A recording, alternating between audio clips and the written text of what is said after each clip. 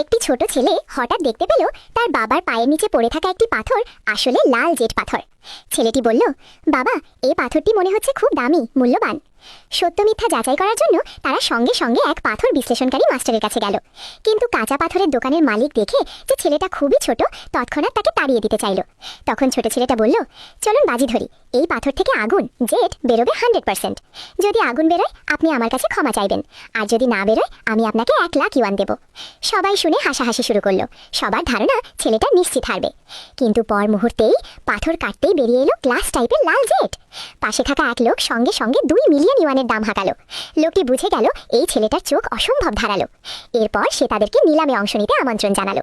নিলামে গিয়ে ছোট ছেলেটা আবার দেখতে পেল একটি 1 কোটি ইউয়ান মূল্যের এম্পারার গ্রিন পাথর। সে সঙ্গে সঙ্গে লোকটিকে বলল, 6 নম্বর কাঁচা পাথরটাই কিনুন। সবাই বলল, এটা তো একেবারে বাজে পাথর। তবুও লোকটি 15 লাখ ইউয়ান দিয়ে সেটি কিনে নিল। সবার মুখ বন্ধ করার জন্য ছোট ছেলেটা বলল, এখনই কেটে দেখান। অবিশ্বাস্যভাবে ভেতর থেকে সত্যিই বেরিয়ে এলো এম্পারার গ্রিন। সবাই যখন আনন্দে মেতে উঠেছে, ঠিক তখনই এক কালো দলের সর্দার লোকজন নিয়ে ভেতরে ঢুকে পড়ল। সে বলল, তোমার সাথে একটা খেলা খেলি। এই কাঁচা পাথরের দাম তুমি যদি ঠিক বলতে পারো, আমি তোমাকে 1 কোটি ইউয়ান দেব। আর যদি ভুল বলো, এই এম্পারার গ্রিনটা আমার। ছেলেটা বলল, এইটার ভেতরে শুধু সামান্য সামান্য জেড আছে, সর্বোচ্চ দাম 1,00,000 ইউয়ান। যেমনটা সে বলেছিল ঠিক তেমনই হলো। পাথরটা কেটে পুরোপুরি নষ্ট হয়ে গেল। কালো সর্দার কথা রাখলো, ছেলেটাকে 1,00,000 ইউয়ান টাকা দিয়ে দিল। টাকা পেয়ে তারা সঙ্গে সঙ্গে হাসপাতালে গিয়ে ছেলেটির মায়ের অপারেশনের টাকা জমা দিল।